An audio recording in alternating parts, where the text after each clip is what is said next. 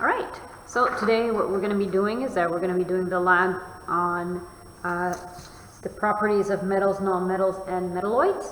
So this is the lab we're going to be doing. We're going to be testing all of these. The way I'm going to work is that I'm going to be testing one observation at a time. So we're going to be starting with thermal conductivity for all of the elements, then going on to luster, then electrical conductivity, malleability, and reactivity with an acid for all of them, one after the other. So, first off, we're going to look for the thermal conductivity of carbon. Here I have a piece of carbon. For thermal conductivity, what we're going to be looking at is if it feels cold or not. Because when something feels cold, it means it's taking the heat away from us. So therefore, if it feels cold, then it is a good conductor of heat. So therefore, it takes the heat away from you. So the best place to test this is on your wrist. So I'm going to be taking the piece of carbon right here, and I place it on my wrist. Right now, by placing it on my wrist right away, I can feel that it feels cold. So, for the carbon, we're going to put in our paperwork that it feels cold. Putting that one aside. So writing on it, feels cold. Next one we're testing is iron. So here I have a piece of iron. I'm going to take the piece of iron, not the piece that has tape, but the other side. I'm going to take it, again touch it to my wrist, and again it feels cold. And write that down. The next thing I'm testing is magnesium. I'm going to take the magnesium. It's very small, but yeah, I can feel the magnesium, and it feels cold as well. Next one over is nickel. Placing the nickel, and the nickel feels cold as well. Moving on, we're going to silicon. So this is a really nice piece of silicon. I take the piece of silicon, and again, it feels cold. Taking the sulfur, so a nice little bright piece of sulfur right here, nice and yellow, putting it, I don't feel any change. I don't feel anything. So, this one I don't feel anything. Lastly, zinc. So we've got a nice piece of zinc right here. Take the zinc. Oh, and the zinc feels cold. Excellent. So now we've finished for the thermal conductivity of all the elements that we need to test.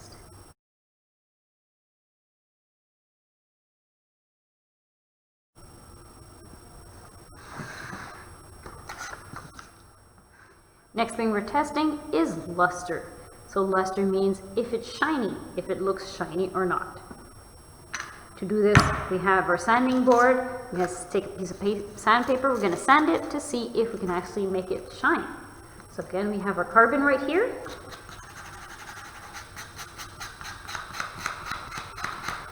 So I'm sanding the carbon, and the carbon, there's no shine to it, so no luster.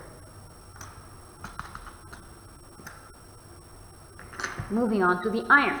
So the iron here, we can see that it's all dull and everything.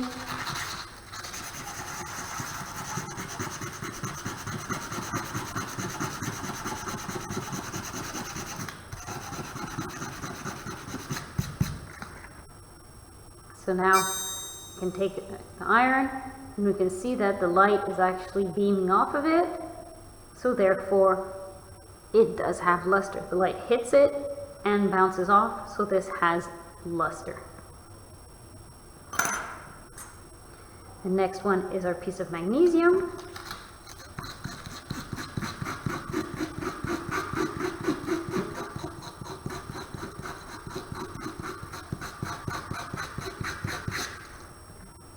So you look at the piece of magnesium, and again, you can actually see, well, it's a bit hard to see with the camera, but we can actually see that it's a lot shinier than what it was, so the light does bounce off of it back and has some luster.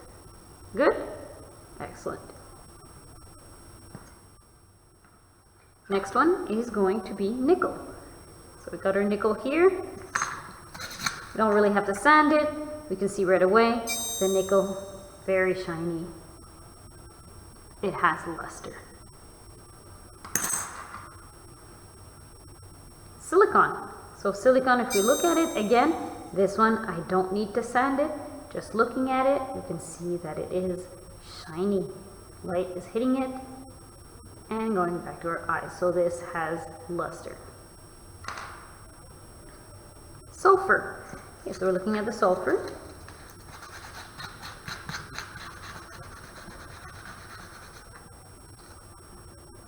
So sanding it does not making it shiny, does not make it shiny. And if I put it here against there, no shine, no luster for the sulfur. Lastly, we go for the zinc.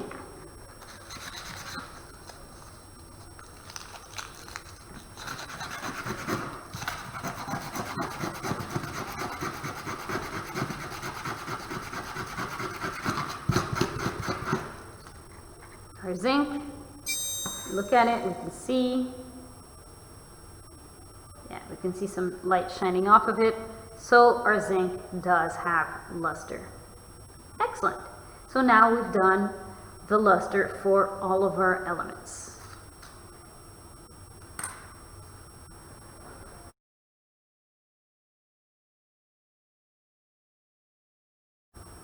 We're now going to move on to the next test we're going to actually do is electrical conductivity. So we have our electrical conductivity here, electrical conductivity meter, sorry.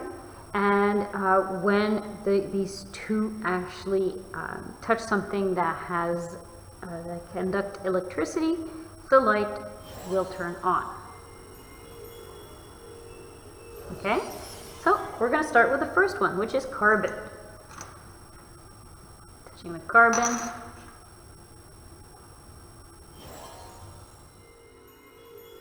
So we can see the light turns on. Excellent. Let's test for iron.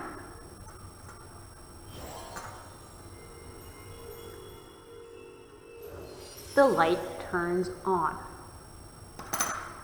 Moving on to magnesium.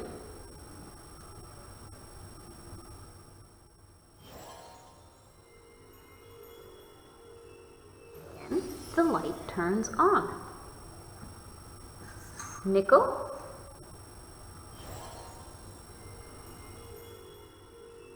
The light turns on.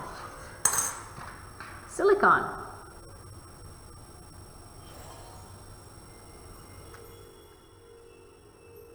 Again, the light turns on. Excellent. The sulfur.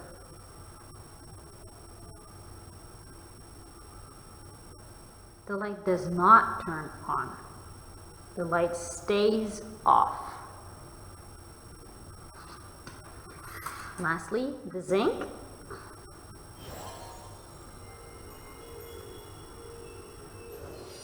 The zinc, the light turns on. And we are done our electrical conductivity part.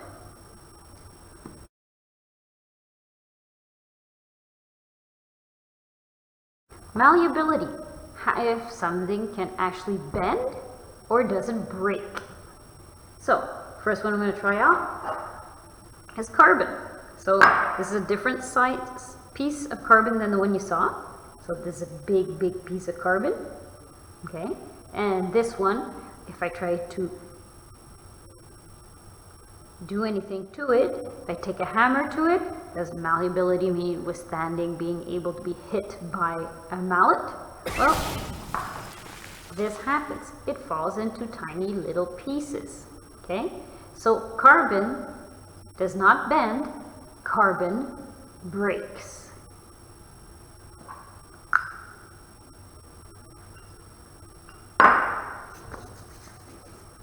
Okay, the next one we're going to be doing is iron. Okay, I have my piece of iron right here. It's flat now. If I do this, and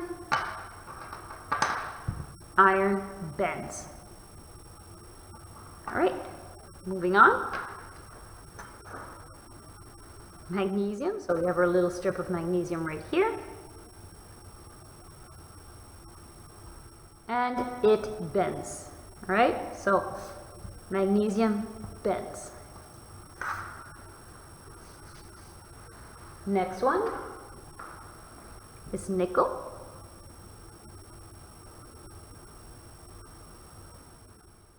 It's a bit harder.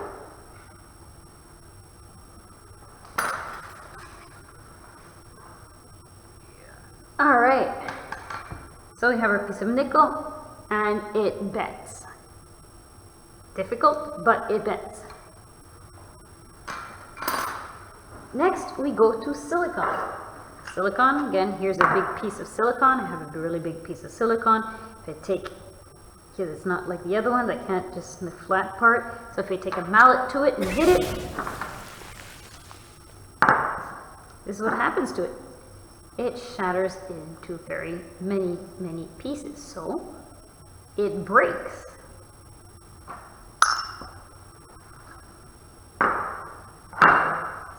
Sulfur, big piece of sulfur right here. Again, if you try to bend it right away, you can see it breaks. So sulfur, it actually breaks, makes a mess.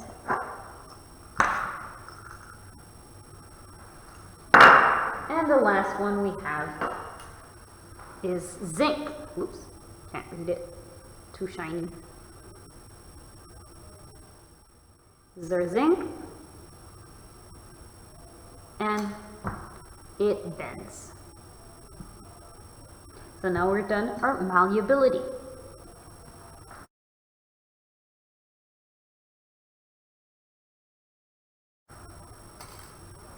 Next one we're going to be doing is reactivity with an acid. So we're going to need our test tubes for this.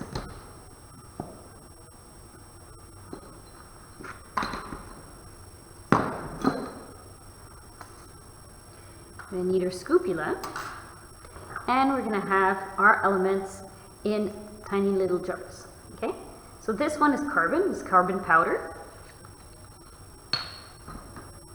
Take my test tube here, and I'm going to add just a little bit of carbon to it.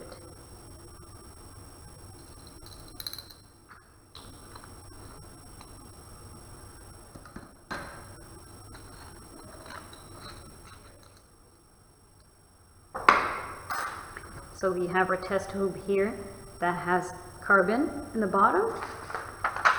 So you can see here, we have our carbon right there. What I'm going to do now is that we're going to be adding some 3 molar hydrochloric acid to it.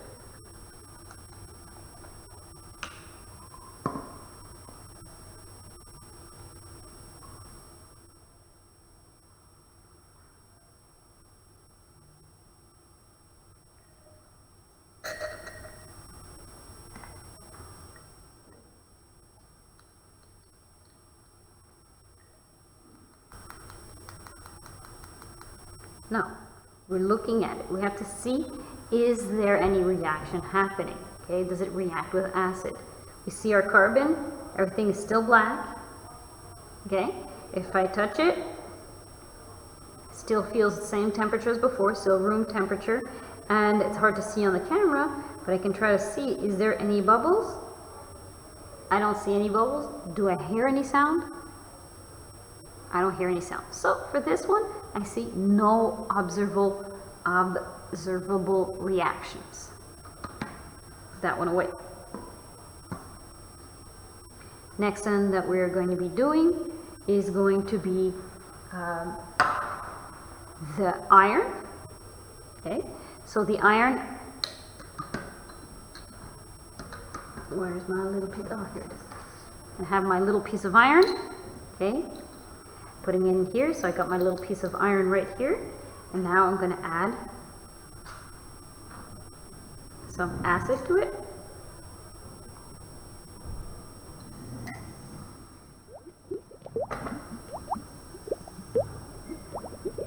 Alright, so we heard some reaction. Okay, feel a little bit of heat. And for iron, you have to wait for it for a while. But say like about a week, we can get this. Okay, So there's actually a color change that happens. In addition to the fizzing, to the heat, we actually have a color change, and we see this is an orange color. Okay? And it's not surprising, because even if I just leave the iron out in the air, you can see just a little piece of iron, leave it out in the air, it turns orange on its own. Okay? And that's a reaction with just the oxygen into the air. So here's the iron, all rusted, and the rust is orange. We're going to move on. The next one we're going to be doing is magnesium.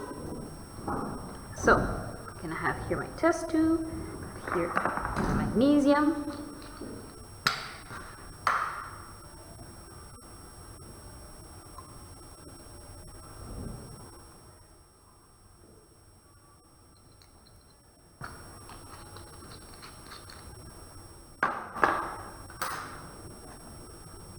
Our pipette, we're going to add our acid to it.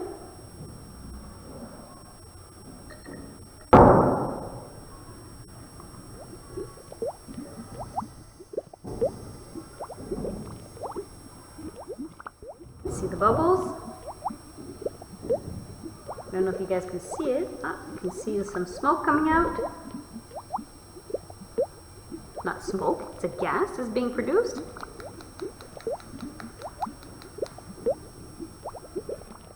And it is quite hot. Yep.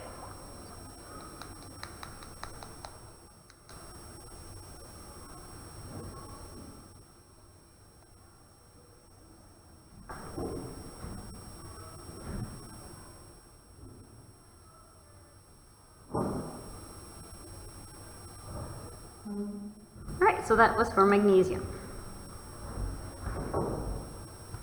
Right, so after magnesium, I actually skipped one. Oh, we should have done nickel first. So we're going to go back to nickel. So nickel, I'm going to take a test tube, I'm going to take the nickel, quite sorry about that, put the nickel inside here.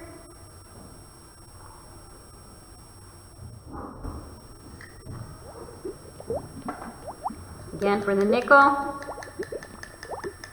we have bubbles. For not super long time, but we still have bubbles. There are bubbles inside here.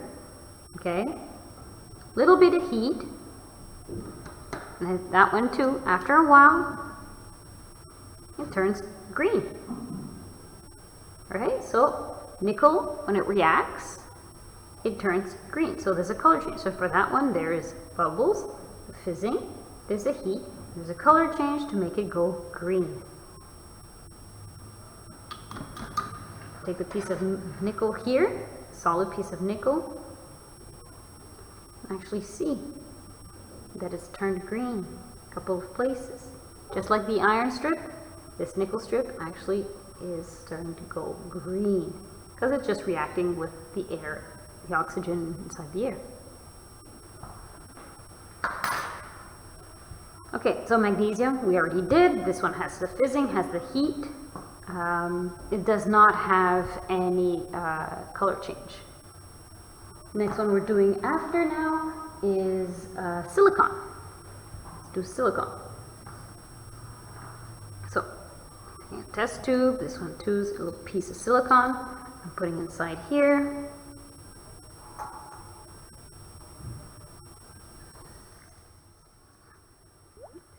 Some acid. It bubbles. There's the fizzing. There's no heat.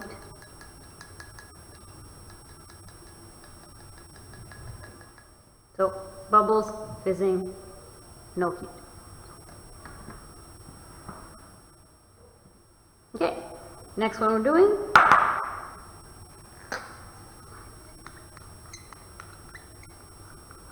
is sulfur.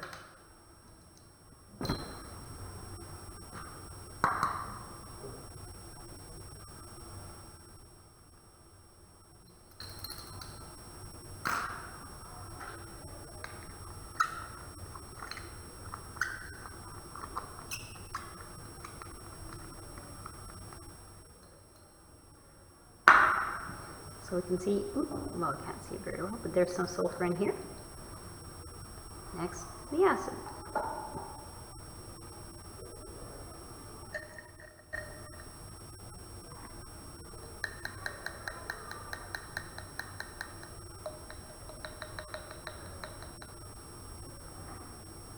So the sulfur,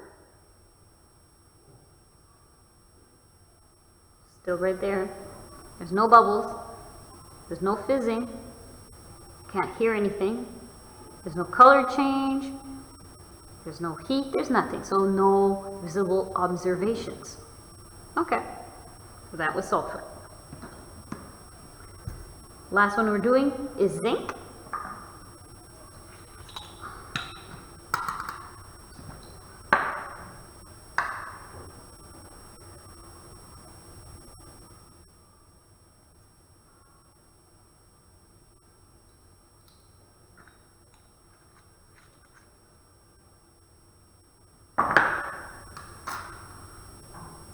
For zinc, right here.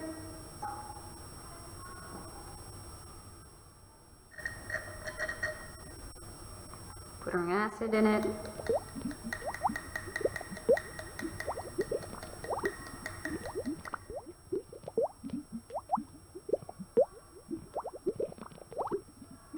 And you can see there's a little bit of bubbles.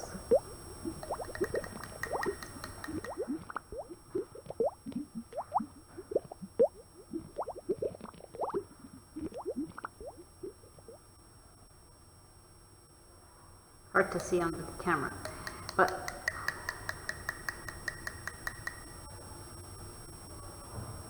you can see it's foggy. It's not as clear as what it was before. Okay, see if we compare it to the sulfur. The sulfur is like very, very clear. This one isn't clear. This one, as you can see, it's just making all this little bubbles. So there is bubbles. It's a little bit of fizzing, and there's no heat. And that finishes our testing for reactivity with an acid.